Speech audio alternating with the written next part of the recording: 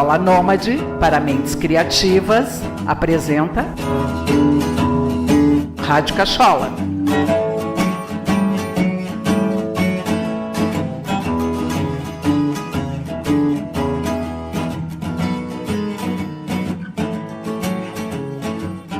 Olá, aqui é a Rádio Cachola, podcast da Escola Nômade para Mentes Criativas, em sua primeira versão, com o meu amigo de longa data, o Carlos Alberto Salmen Rigg, também conhecido como Carlos Alberto Rigg, Carlos Rigg, né?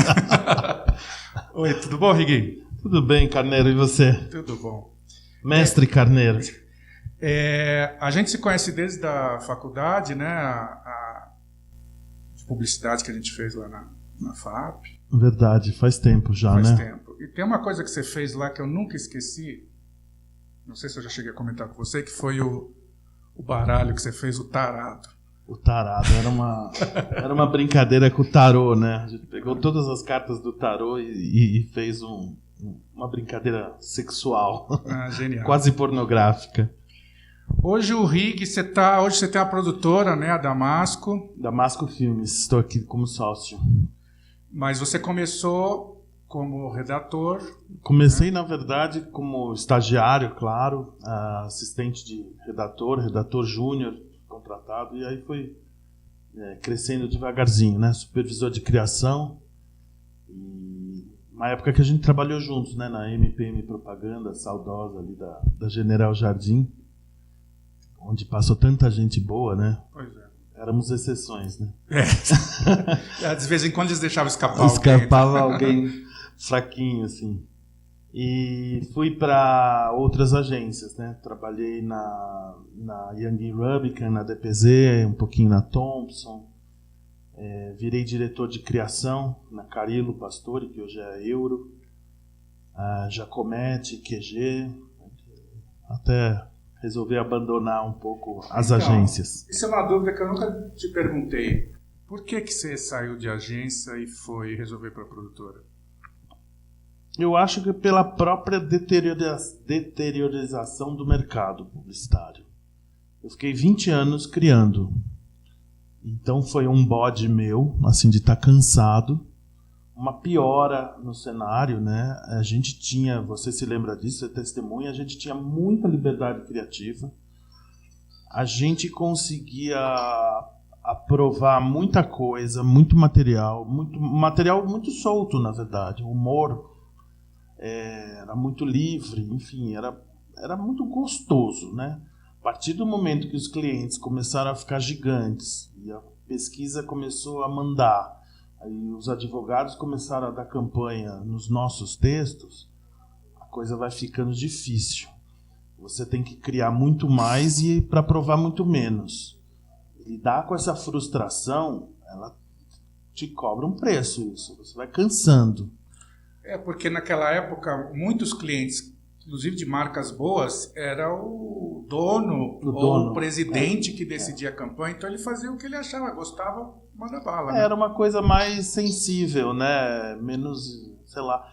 Eu sentava, por exemplo, na DPZ, com o Itaú, que fazia campanha, filmes ótimos, sentava com o presidente de marketing, ou não sei qual era o nome dele, sentava com ele aprovava, gostava e fazia. Em 20 dias tinha um filme engraçado no ar. Né? Não havia essa coisa de politicamente correto, não havia essa coisa de vamos olhar tudo não pode. Não, era uma época que as coisas podiam. Não quer dizer que é bom ou que é ruim, quer dizer que era diferente, né? Para mim o mais interessante era o clima da criação. Era genial. Não era um escritório, né? Era um lugar onde você trabalhava com intensidade, mas por pouco tempo, e o resto do tempo tinha uma troca ali, tanto de histórias ou de brincadeira, sacanear o outro, quer dizer, você tinha um ambiente fértil, inclusive para o que você for criar, você está ali num ambiente favorável, né, ao processo criativo. Hoje eu sinto que fica todo mundo sentadinho ali no computador e são viraram executivos, né, os criativos.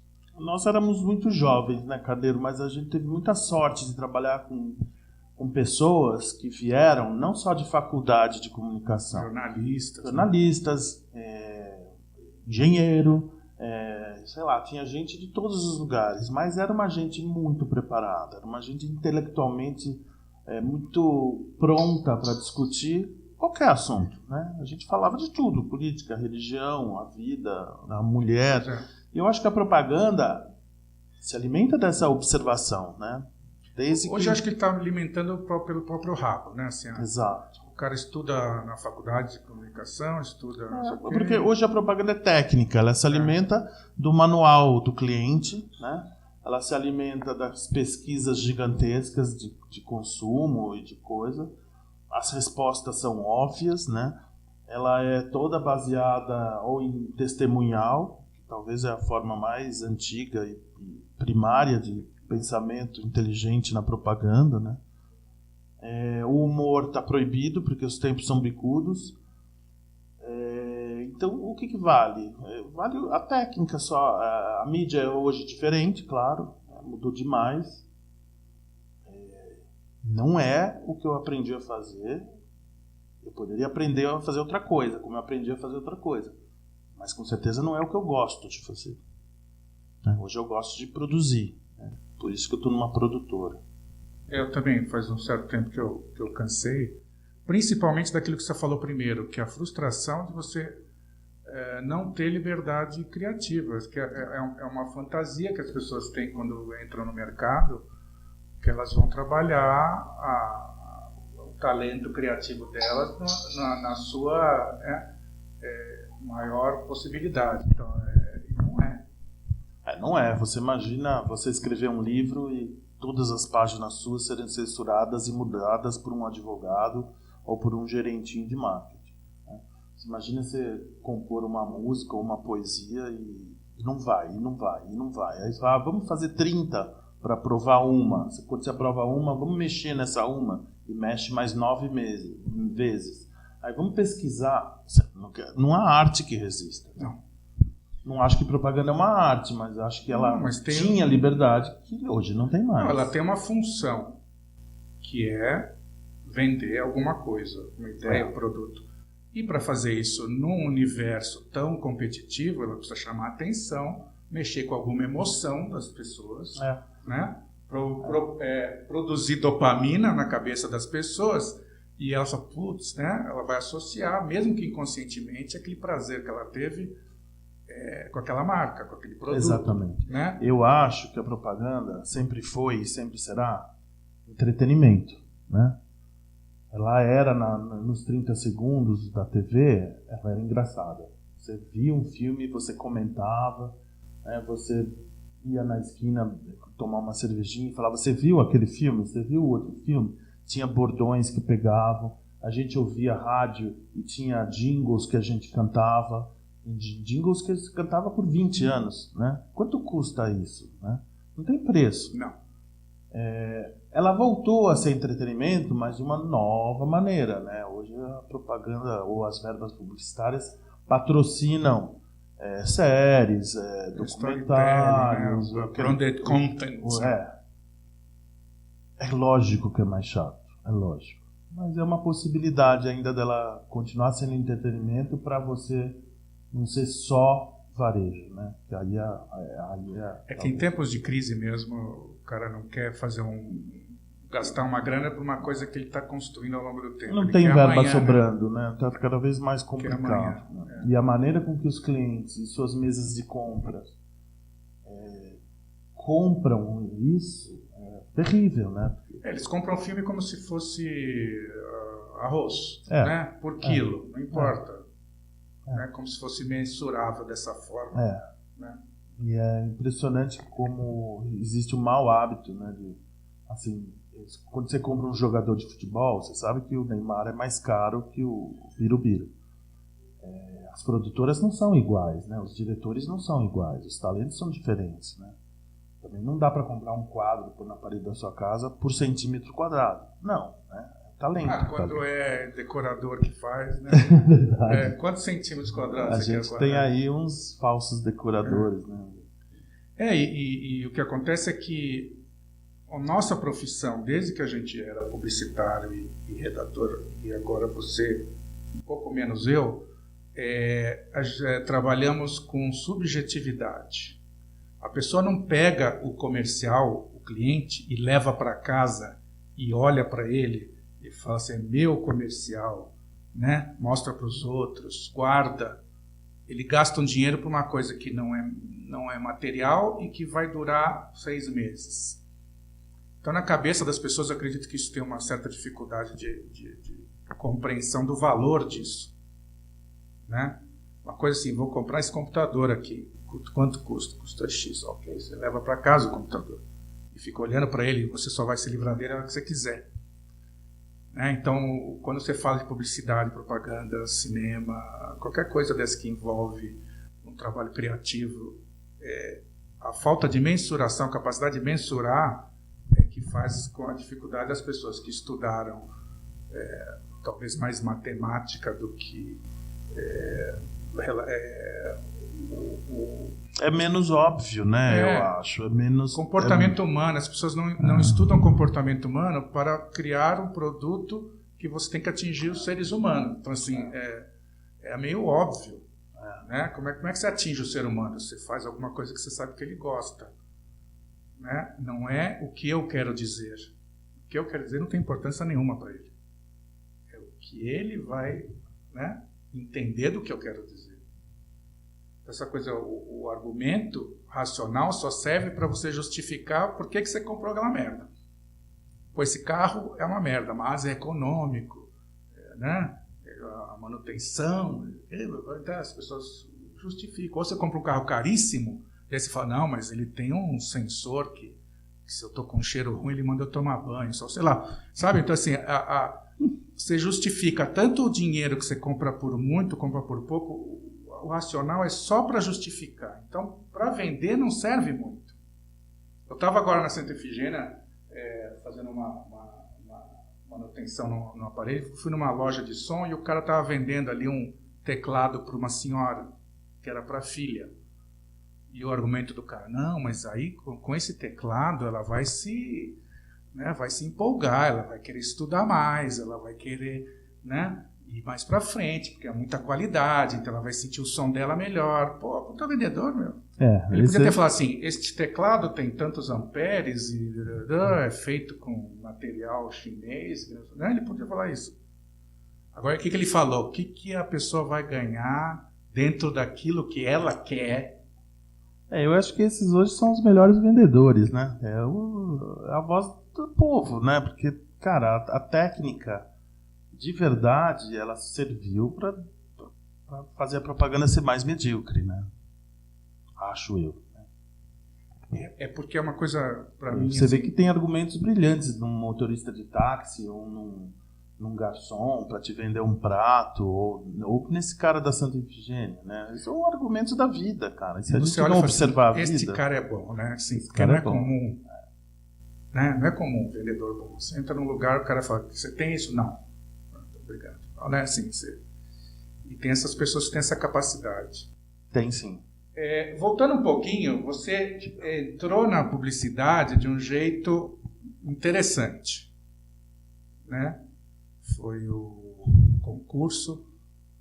Foi, na verdade, foi uma palestra que teve lá na FAAP. Começou antes, né? Que foi o Petrônio filho do Petrônio, que era o P da MPM, foi fazer lá na faculdade. Eu fiz uma pergunta para ele e no final ele falou, depois fala comigo aqui e tal. Eu fui lá falar e ficamos conversando um pouquinho, ele já me deu o cartão dele e falou para procurar ele e assim consegui o estágio ali dentro da MPM. E aí foram 6 meses de estágio e quase 11 de... eu achei que você tinha entrado pelo Adão Juvenal. Não entrei, não foi. Mas você tinha alguma coisa, você fez alguma campanha? A gente fez campanha pro Adão, tá, né? então campanha interna, mas eu nunca participei, não. Eu pensei que tinha entrado por essa. E até uma coisa muito chata que aconteceu 2, 3 meses atrás, que foi a morte do Gibinha, do Gilberto dos Reis. Sim. Que é um cara que até hoje eu fico esperando ele curtir porque a gente ficava curtindo o Instagram do outro até hoje, assim, né?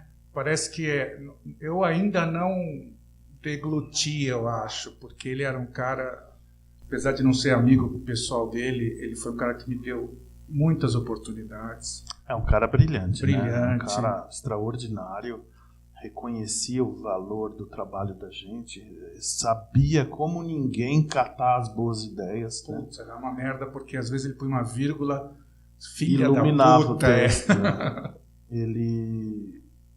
Ele interferia pouco no seu trabalho, mas ele olhava ali e depois ele falava, é isso aqui. E ele tinha um dom, cara, de transformar, porque às vezes a gente faz uma coisa que é quase boa, né? E ele, como você disse, né? E ele virava o jogo, fazia a coisa ficar realmente boa. Ele era bom redator, era bom diretor de criação, né? No seu critério. E era um amigo maravilhoso. Puta, cara, né? Amigo, é meu irmão, praticamente. Eu acho que eu perdi um irmão, meu irmão de sangue muito novo, e ganhei o Giba, porque realmente ele fazia para mim o papel de irmão. E foi presidente do Clube de Criação, e foi Hall da Fama no Clube de Criação, ganhou todos os prêmios que mereceu. Ele é daquela época que o publicitário não tinha assessoria de imprensa, né? Exato. Era o cara que era essas pessoas com quem a gente trabalhou no MPM, geniais, né? O Adilson, que infelizmente faleceu na mesma época, que era o cara mais engraçado que eu já vi na minha vida, eu não conseguia ficar perto dele às vezes, porque ele era muito engraçado, grande criativo também. Né? Um absurdo de criativo. Gente como o Ercílio Tranjan, o Silvio Lima, que era sempre uma aula. Eu não cheguei a trabalhar com ele, mas tudo que eu ouvi dele... O Ercílio tá vivo, tá muito bem, a gente conversa bastante. Sérgio Graciotti tá bem também, mudou de profissão, mas tá um cara genial, assim, essas pessoas ensinavam a gente. Não se levavam muito a sério, né? Não tinha essa coisa. Pelo contrário, né? Eles eram uma avacalhação, né, deles mesmos, uma autocrítica muito engraçada, né? Isso foi uma formação realmente que eu admiro valiosa. Muito o humor judeu, né? Porque eu acho que eles têm uma coisa assim de fazer piada com eles mesmos, né? É uma coisa muito inteligente. Esses caras que a gente citou aqui agora não eram judeus, mas eles tinham todos um humor intelectual, né? É um humor genial, né? Sem ser humor chulo, machista ou sexista, não. Eles tinham um humor do comportamento, né? É maravilhoso. E essa formação faz toda a diferença, né? Eu entrei um pouco mais tarde na MPM, eu já tinha muitos anos de trabalho, mas eu sinto que aquele foi o momento em que eu mais aprendi. Criar do lado dessas pessoas, e mais o Vinicão, o Hélio, e tanta gente maravilhosa, né? O Nelo Pimentel, o Cláudio Dex, essa gente Porque é o que você falou, né? Eles não estudaram uma faculdade de propaganda, né? Eles tiveram outro tipo de formação e trouxeram para a propaganda todo esse conhecimento, né? Eu fico às vezes pensando assim, se for ver os grandes músicos de rock, eles também não fizeram escola de música. Aprenderam muito o Jimmy Page, né, o Jeff Beck, aprenderam sozinhos, compraram guitarra, a maioria. Aprenderam sozinhos, né, ficavam ouvindo os discos e os caras viraram isso que viraram. Hoje você tem escola Berkeley lá nos Estados Unidos que sai uma máquina que cospe 500 negros que tocam pra caramba por dia, mas não tem a alma. Tem a técnica, né? Sim. Mas não tem Claro que a Berkeley já soltou músicos maravilhosos, sim, mas, cara, não é impeditivo, entendeu? Provavelmente eles seriam maravilhosos mesmo sem fazer. Exato, eu acho que para ser médico, lógico que você tem que fazer uma faculdade boa, quanto melhor, melhor. Quanto melhor é boa frase. Mas ela não vai fazer você ficar... Mas ter a vocação de médico também é uma coisa que, né, você tem ou não, né? E agora, com a tua passagem, como é que foi a tua passagem, assim, em termos emocionais, quando você saiu da publicidade e foi pra... Eu fui convidado para ser sócio de uma produtora, na época chamava TV Zero. Era uma produtora carioca tentando se fortalecer ou se estabelecer em São Paulo. Eu era presidente do Clube de Criação de São Paulo, ou seja, a escolha era muito óbvia, né? Eles precisavam desse contato, dessa pessoa. Tal. E eu fui com muita alegria, na verdade. No começo, em dúvida, falando, cara, eu não sei Você fazer. estava em agência ainda? Ou você já Estava tinha na saído? Jacomete Propaganda, era diretor de criação da Jacomete. Um pouco desencantado, assim, falei, puxa, daqui eu não subo mais, entendeu? Você chega diretor de criação, parece que você... Ou você vai ser dono de agência, ou você vai ser o quê? Você não chegou exatamente? a ser dono de nenhum, só sócio, né? Nunca fui dono de agência. Nem sócio. Não? Não. Eu achei que lá na... Como é que chamava aquela agência ali? Na Travessa da Berrine. A QG? É. Não, a QG, a Talent era dona da agência e era o Paulo Zoega e o Sérgio Lopes, que eram sócios. Eu fui diretor de criação lá também um tempo. Mas na questão de ser sócio ou não ser sócio, o que me encantou, primeiro assim, saco cheio, 20 anos fazendo a mesma coisa. E vendo todo o mecanismo publicitário se deteriorar. Né?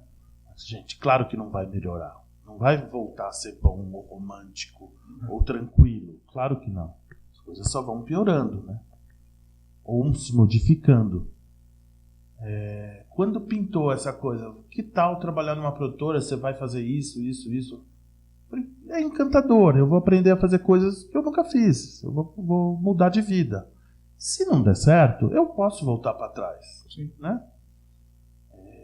Eu era um cara conhecido no meio, conhecido como bom redator, né? Podia me arriscar. E a Clara, mãe dos meus filhos, minha mulher na época, falou, cara, o que você está esperando? Vai logo. Pelo menos vai ser um período para você fazer outras coisas, pôr a cabeça em outro lugar, né? Vou.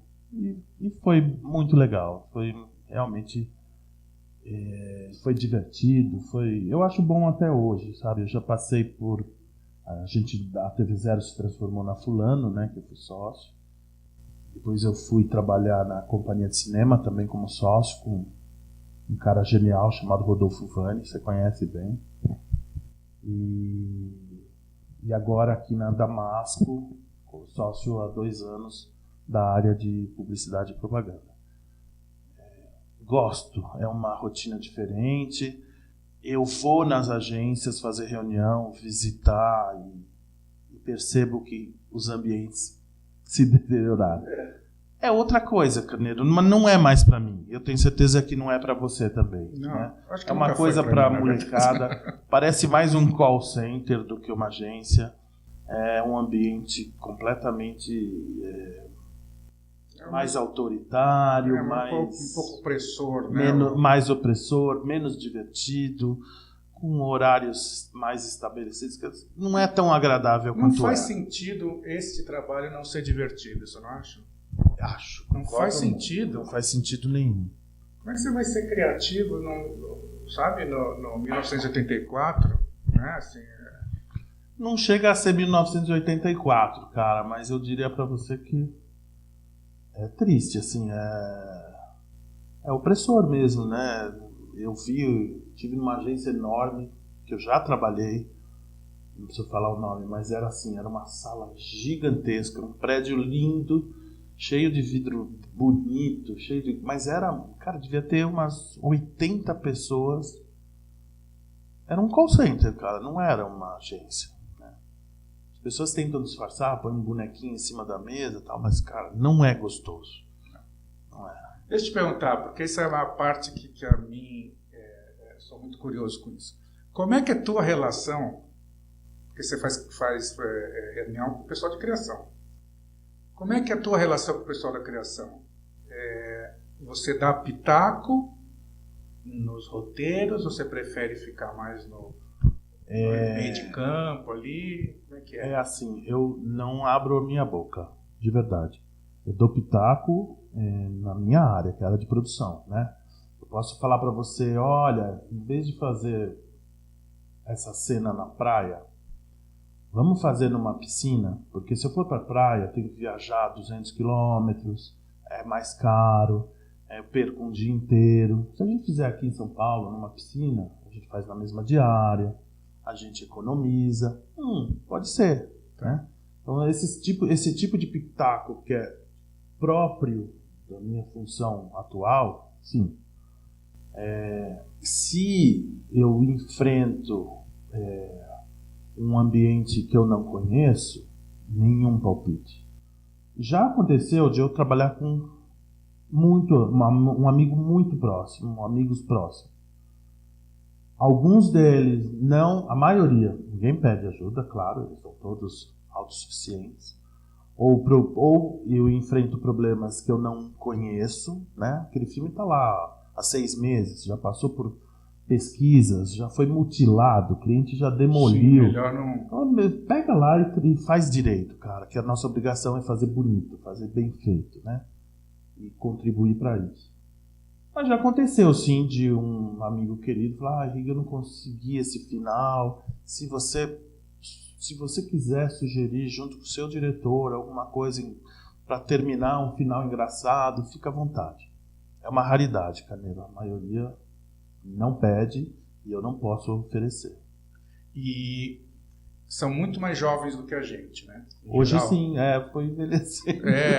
Porque assim, uma coisa que eu sinto às vezes nós temos, que é papo de velho, mas enfim, nós temos uma mentalidade jovem, né? Alguns de nós, sim. Estamos falando eu e você.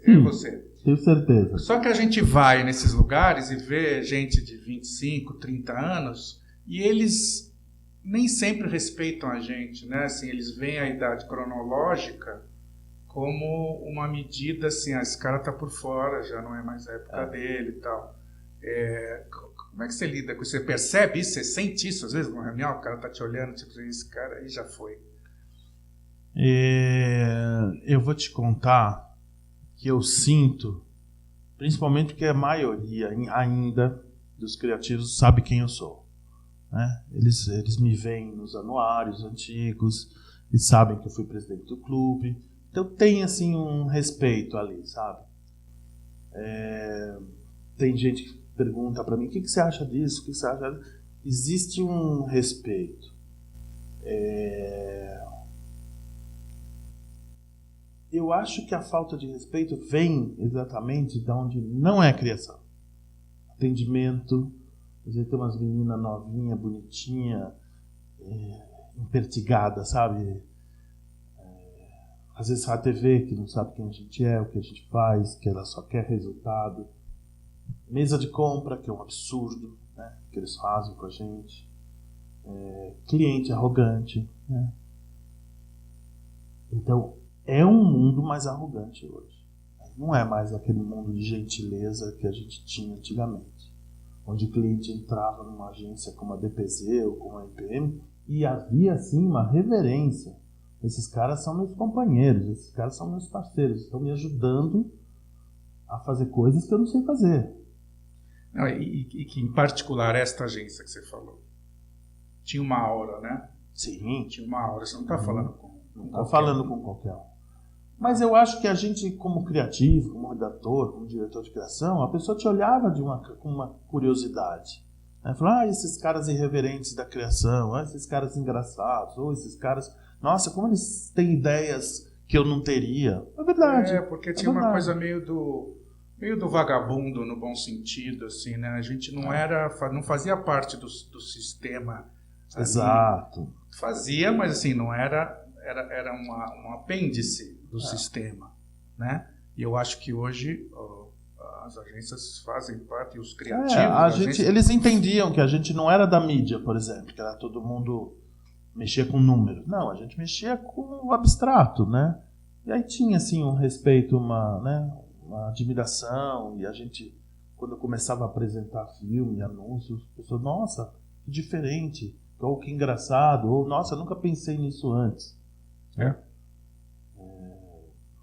Hoje provavelmente o filme, da coisa, hoje né? provavelmente as ideias aprovadas são aquelas que meio que já estava mais ou menos no briefing ali que você... Mas se não tiver no briefing não tá nunca, porque aí passa por 8 pesquisas, passa por Aí tem o marketing, o gerente de marketing, o account manager, aí tem o vice president, aí vai para Bolívia, aí vai para Houston. É um inferno, não tem jeito. Eu fiz uma campanha de close-up, uma das coisas que me levou a desistir. Fiz uma campanha de close-up, Carneiro, 3 anos, a mesma campanha. Uma loucura. E quando você acertava no Brasil, finalmente, cara, ia para a Holanda e voltava, era uma demolição. Então, isso é frustrante. Por que você não vai direto na Holanda apresentar, né? Assim, Não, você não tem essa chance, nem essa possibilidade. É porque é muita gente que pode falar não e nenhuma que pode falar sim. Né? E se o cara não fizer algum tipo de intervenção, ele pode achar que ele não é necessário na empresa. Exatamente. Né? Na engrenagem ele não serve. Não precisa, porque você passa por ele e não tem nenhum filtro. É muita gente... pouca gente construtiva, né? Mas essas e o rabo, né? Ali preocupado com o próprio rabo, né? É melhor dar um pouco de lucro, né? E garantir seu bônus no fim do ano e não se arriscar, né? Que aí o cara vai subindo na empresa. É um pouco o que acontece comigo hoje com relação à palestra. Então as pessoas orçam palestra comigo e orçam palestra com caras já mais estabelecidos, mais conhecidos.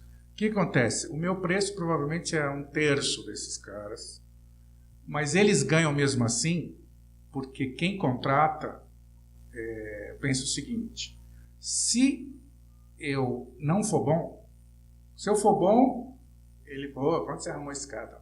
Se eu não for bom, onde você arrumou esse cara? Né? Agora, se você contrata um cara que é do mercado conhecido e tal, se ele não for bom, ele vai poder falar assim, mas eu podia imaginar que ele não ia...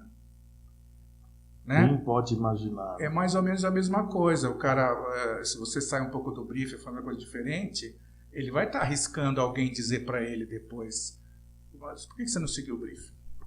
A mesma coisa comer num bom restaurante, né? Você vai no Fazano, é difícil você comer mal no Fazano, né? É caríssimo, você vai em ocasiões especiais, mas você comeu mal, você fala, nossa, hoje acho que não era o dia, né?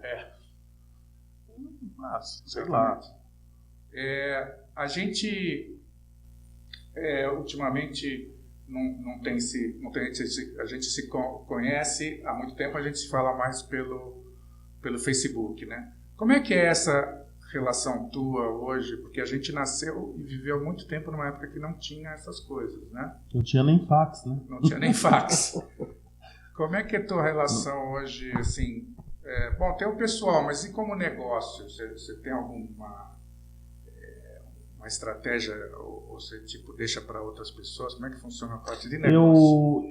Aqui na Damasco Filmes, eu posto os nossos trabalhos no Facebook, no Instagram e no LinkedIn. Sou eu que alimento e cuido, né? Não é tão difícil assim, né? Mas que a gente procura fazer um post por dia e procura sempre manter atualizado. Nosso Face é bem legal, nosso Instagram tem bastante gente, mais de 4.000 pessoas seguindo no Instagram. Funciona assim muito para quem é da área, para quem está no negócio, publicidade de cinema. Pessoalmente, eu tenho minha página, tanto num quanto no outro, e gosto, de verdade eu gosto, né? Esses momentos atuais é bem difícil olhar, né? Porque tem um momento aí de Fla-Flu muito chato, né? Muito duro, muito agressivo, mas eu acho necessário. A gente não dá para se esconder. Precisa depurar, né? Um pouco isso. Precisa olhar lá, precisa ler e tal. Também funciona o Facebook e o Instagram como tem gente que te convida para uma festa, ou para uma reunião, ou para um jantar. Tem gente que te convida, né, para tomar um café. E tem gente que às vezes é uma oportunidade de você, lembra de mim, vamos falar, vamos tomar um café. Também é negócio, também é amizade. Hoje mesmo eu recebi uma solicitação de amizade, Carneiro, a coisa mais linda, de uma menina que foi minha vizinha no Belenzinho. Eu lembro que você morava no Belenzinho. Morava eu cheguei no Belenzinho. na tua casa, foi no aniversário da tua casa. Morava lá com muito orgulho, cara. Esse meu sotaque italiano é próprio do Belenzinho e da Moca, né? Mas era minha vizinha de muro e ela falou: você é o Carlinhos, é o Rig lá do Belenzinho? Eu falei: sou eu mesmo. Eu falei: meu Deus, Tito, eu não te vejo há mais de 50 anos. Olha só que legal, cara, não é bonito? Teve várias pessoas também na minha infância que a gente acabou encontrando. Isso assim, puta, é demais, ou seja, é uma puta ferramenta. Quando tá me enchendo o saco, é só você fechar ali. Mas eu acho importante você olhar, porque é o que tá acontecendo, né? Facebook hoje é a maior mídia do planeta, né? Tá lá, né? Acho que fechar os olhos para isso... Não dá para fechar, mas a gente talvez tenha um pouco de dificuldade de lidar com tantas mídias sociais ao mesmo tempo. Eu tenho o Insta e o Face. De vez em quando, o Snapchat eu cansei e parei. E o LinkedIn também para publicar coisas a respeito de negócios, eu acho bom. Você, não necessariamente agora, mas em toda a tua trajetória, você teve algum hobby relacionado à criatividade? Ou seja, alguma forma de você colocar para fora a tua criatividade que não fosse o trabalho? Cara, eu acho que não, sabe? Eu acho que, assim, eu sempre gostei muito de ler, eu sempre gostei muito de jazz e música. Eu trabalhei muito na minha vida. A gente sabe que tem uma época que a gente trabalhava, saía muito tarde, às vezes fim de semana. Eu sempre gostei muito de cinema. Eu tive filhos que hoje estão com 25 anos. Então, cara, não fiz. Adoraria fazer. Eu não sei, mas acho que você não deve ter sentido falta, porque na verdade... Não, eu acho que eu sempre quis tocar piano, por exemplo, mas teve um piano lá em casa e ficou... Para mim, piano é uma coisa impossível de se tocar. Eu acho que é fake. A pessoa que toca é fake, porque assim... Você tinha saxofone, né? Eu tinha um sax, mas do nível que eu tocava, talvez seja melhor dizer que eu não tive o sax. Mas o piano é aquela coisa, né? Uma mão toca uma coisa diferente da outra mão, e a clave é diferente, a clave de só uma mão, clave, ou seja, você tem que fazer a interpretação e o pé... Não, isso não é possível. Para mim também não. E eu tinha um amor gigante por viajar. A gente procurava, eu e a Clara, viajar todo ano, fazer uma viagem bacana, sabe? Conhecer o mundo, dar uma volta, ir para o Festival de Cannes, que era bom porque a gente ganhava passagem, ganhava inscrição para o festival, era uma delícia aí. A gente aproveitava para viajar um pouquinho, né? Mas é bem pouco, eu acho. Mas era gostoso ficar fim de semana em casa lendo. Hoje tem séries, né? A Netflix. Eu acho uma delícia assistir. E quando você... Se é que houve esse momento, assim, você percebeu que você era criativo, ou você achou que era criativo e achou que queria trabalhar nessa área? Como é que foi esse processo para você? Eu sempre soube que eu queria fazer alguma coisa escrevendo. Então, primeira coisa, lendo bons livros, depois lendo jornal, que eu comecei a me interessar pelo Brasil, né, pelo cotidiano, pela política, pela arte, lendo a Folha de São Paulo, principalmente. Cara, eu quero ser jornalista. Comecei a ver faculdades de jornalismo. E aí eu conheci uma redatora. Fiz uma viagem e conheci uma moça, ela devia ter uns 10, 15 anos mais velha que eu, mas era uma redatora. Ela me convidou para ir lá na UMAP, na época, para conhecer a agência. E eu fui lá e falei: o que exatamente faz uma... Quando ela falou redatora, eu falei: opa, redação, escreve. O que você faz exatamente? Quando ela começou a me contar e mostrar os roteiros, mostrar os anúncios, os layouts, a criação, as duplas de criação, cara, achei o que eu quero fazer. Que idade você tinha? 80 e... Deixa eu pensar. Não faz tempo. Eu acho que eu tinha 17. Acho que eu tinha 17 anos. E aí você começou a procurar... Aí comecei a procurar as faculdades. Aí a FAAP tinha... Estava fechando o curso de jornalismo, que eu já tinha pensado na FAAP, mas parece que estava fechando o curso de jornalismo e abrindo o PP, né, que era Publicidade e Propaganda. ou comunicação, né? Comunicação, né?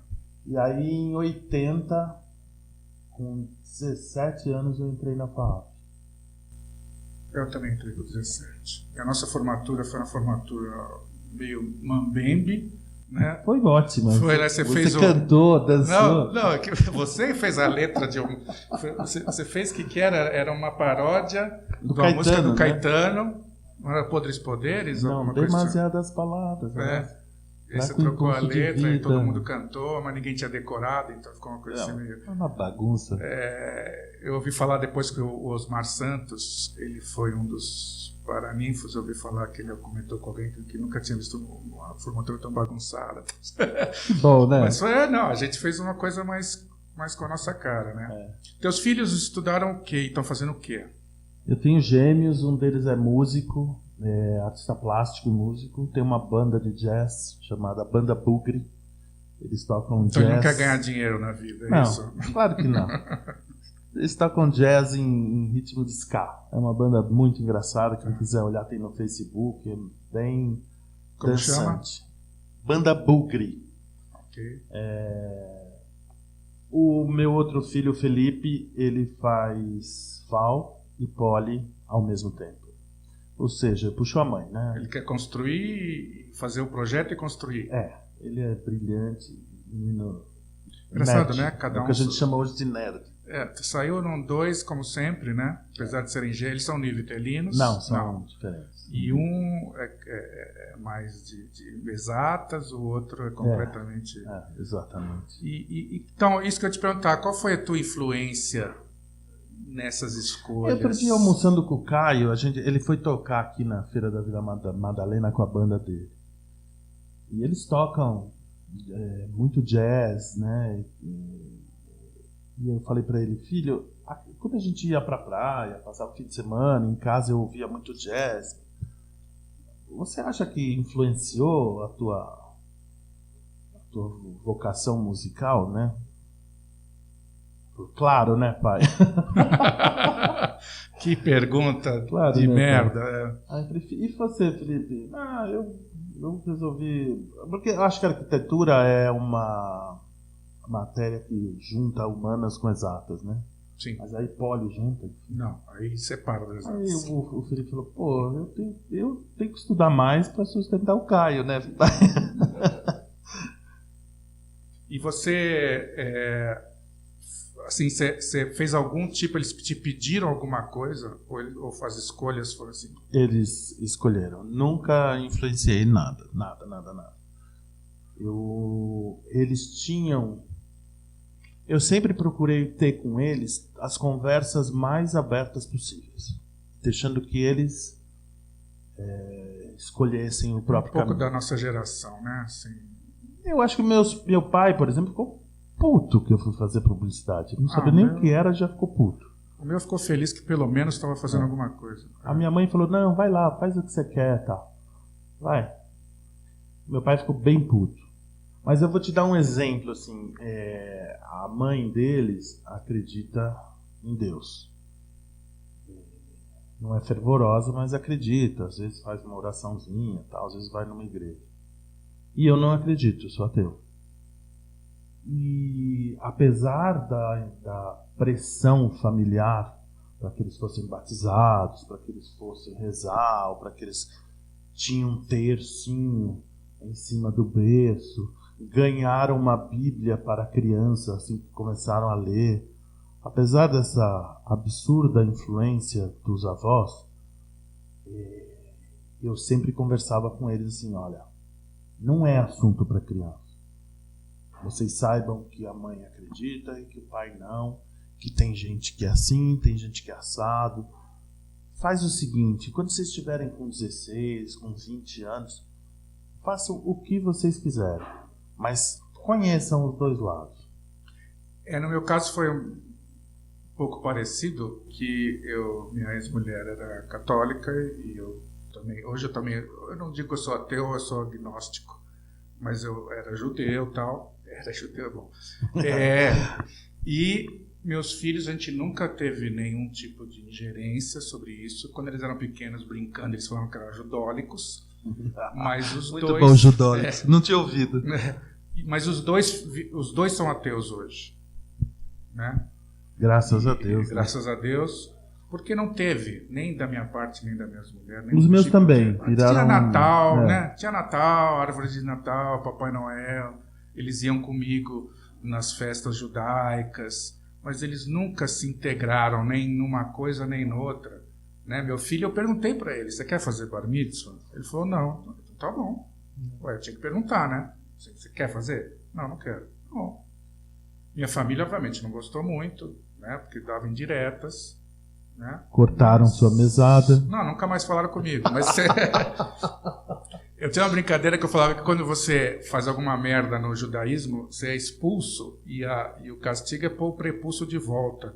Genial. Você costura com uma agulha enferrujada de volta. Né? Mas essas influências realmente a gente não sabe muito bem, né?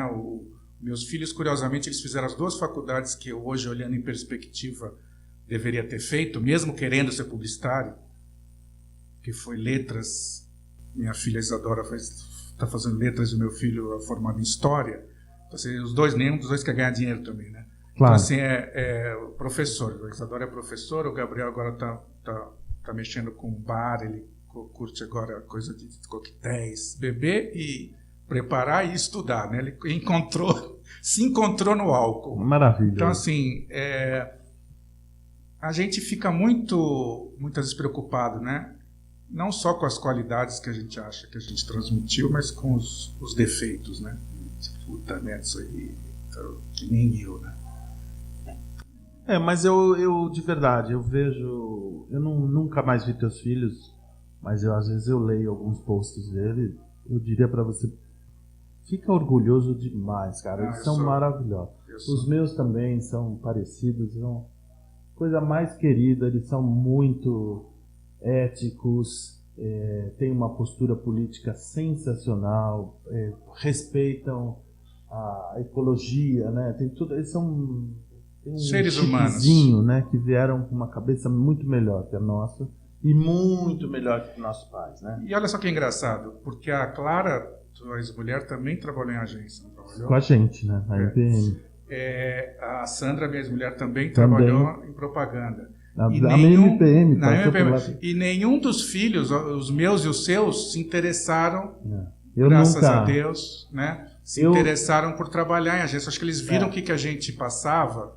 Você sabe que o Caio, uma vez, meu pai estava muito doente, e eu falei, Caio, era uma época que a gente estava muito indo no hospital, tal. Eu falei, Caio, era férias dele. Eu falei, eu vou te colocar numa agência. Você faz um mês, filho, fica lá, vê se você gosta, porque ele desenhava demais o meu filho. Eu falei, talvez você goste de ser diretor de arte. O da arquitetura ou o Caio, que hoje é músico. Fazia artista. Antes de entrar na Artes Plásticas na USP. Na ECA ele entrou. Aí, cara, assim, ele começou na segunda, na quarta ele me ligou e falou, pra mim já deu. Mas, filho, foi tão difícil arrumar o estágio. Era na Liu Lara, o querido Manir Fadel que me arrumou o estágio pra ele. Filho, foi difícil arrumar um estágio, é difícil arrumar essas vagas, tem muita fila, fica um mês. Um mês? Nunca, tenho certeza que não é isso, não quero. Tá bom, fica 15 dias. Não, inegociável. Até o fim da semana. Tá bom, sexta-feira vai ser meu último dia. Acabou a história. Ótimo, soube. O Gabriel também... Nunca mais toquei no assunto. Teve uma época que ele queria ser chefe, né? Muitos anos atrás. Aí um amigo meu era pai de um cara ferrado aí, chefe famoso, e ele conseguiu para mim um estágio. O cara estagiar como um chefe. Ele foi na entrevista só, mas não demonstrou muito interesse, porque acho que ele viu que não era exatamente o que ele queria. Como é que é aprendizado de chefe? É ficar lavando louça, ficar limpando o chão, duro, né? Fácil não é, né? E talvez ele foi nesse momento que ele teve que refletir assim, será que é isso mesmo que eu quero, né? Então,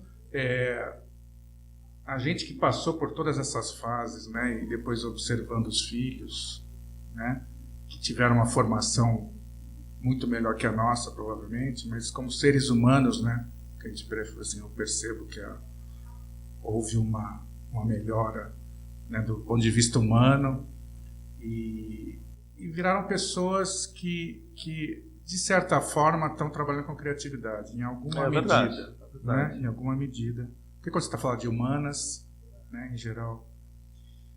Então é isso, Riga. A última coisa que eu queria te perguntar era o que você espera, assim, quando você vai se aposentar? Né? É uma pergunta excelente. Eu penso nisso todos os dias da minha vida, Carneiro, porque assim, eu não sou rico, eu não tenho dinheiro para me aposentar, eu não gosto de ficar parado, mas eu já tenho 56. Eu sei que para alguns parece muito, mas para mim parece pouco. Não, hoje em dia é pouco. Estou falando aqui dos meus filhos, da Clara, da minha família. Eu sou o mais infantil de todos. Sou eu. Eu preciso de atenção. I know the feeling. Eu fui outro dia num show com os gêmeos e fiquei dançando lá e tomando uma cervejinha, e uma hora eu vi que eles estavam atrás, 5 passos atrás de mim. Com vergonha. Não conheço esse assim, cara. Pai, não envergonha a gente. A gente vai almoçar sempre no restaurante, e seu pai se comporta. Eu sou mesmo, né?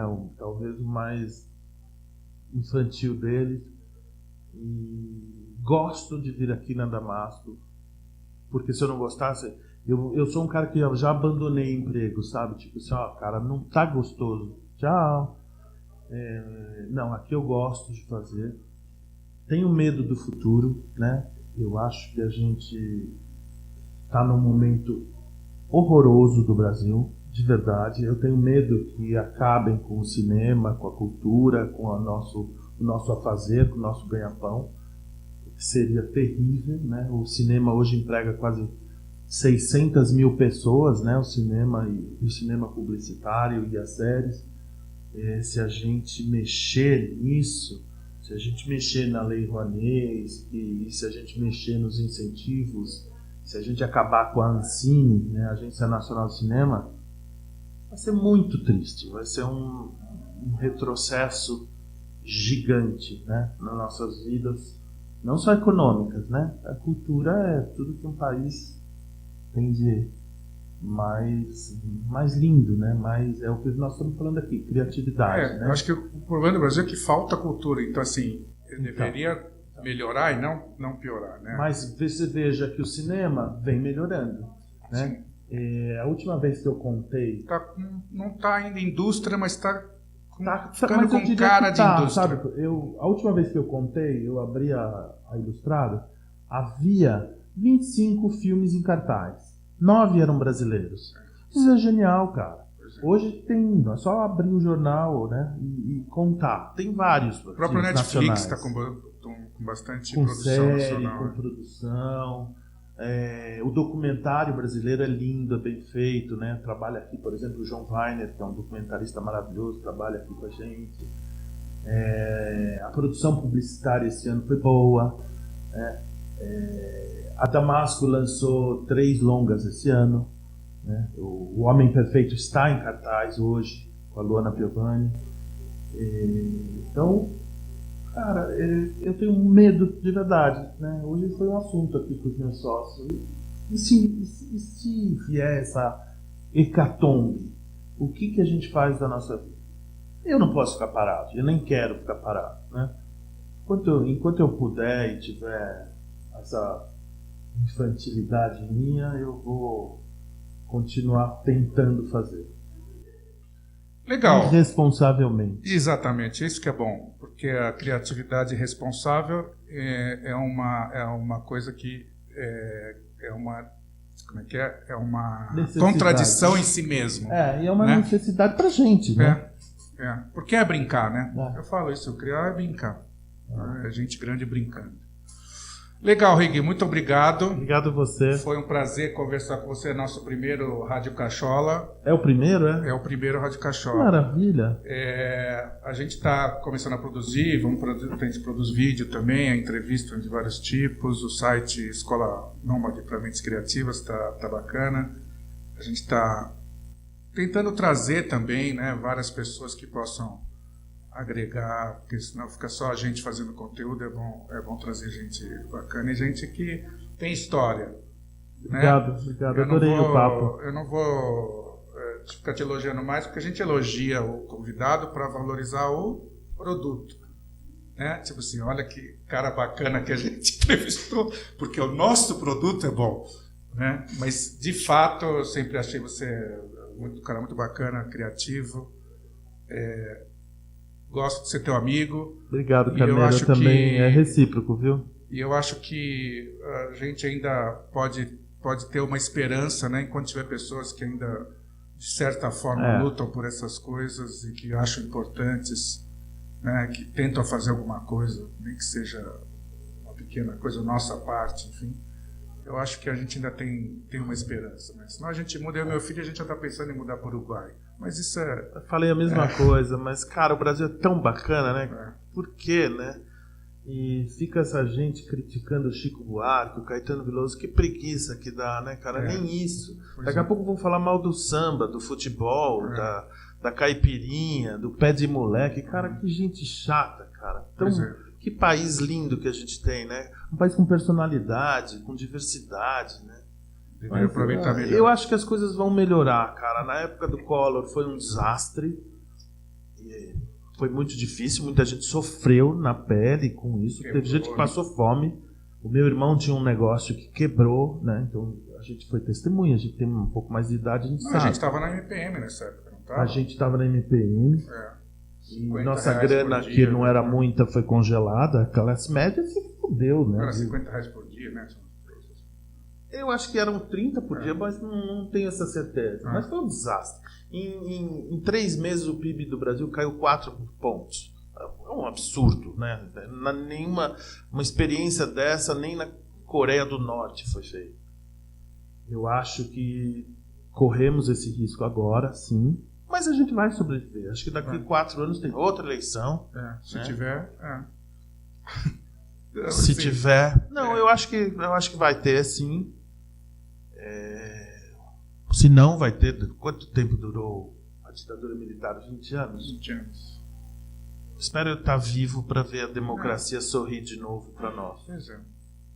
Então, legal, Rigui. Muito obrigado. Obrigado a você. Boa sorte aí na Damasco. Espero que os negócios continuem, que não aconteça isso que você está com medo. Não, ainda há uma esperança. Vamos embora.